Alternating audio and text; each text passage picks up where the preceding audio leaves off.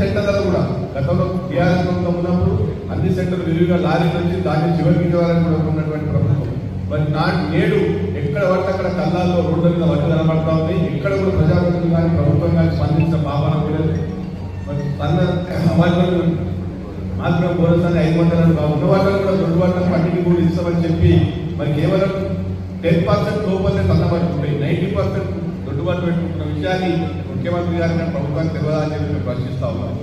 ఇంత చక్కగా పరిపాలించిన కేసీఆర్ గారి మరి రైతులను రాజు చేసే ప్రయత్నం చేస్తూ ఉంటే ఈ కాంగ్రెస్ ప్రభుత్వం మరొకసారి రైతులను ఆత్మహత్య చేసుకునేగా ఈ ప్రభుత్వం యొక్క చర్యలు ఉన్నాయి. ఎక్కడికక్కడ రోడ్ల మీద వడ్లు ధాన్య రాస్తున్నప్పుడు కూడా సరైన వెహికల్ శాఖ మరి వాళ్ళ ధాన్యాన్ని కొనుగోలు చేయక ఇబ్బంది పడతా ఉన్నారు. తక్షణమే ఆ తక్షణ ధాన్యం కావచ్చు యావత్ తెలంగాణ ఉన్నటువంటి అన్ని వారి సెంటర్లలో వడ్డలు కొని వారికి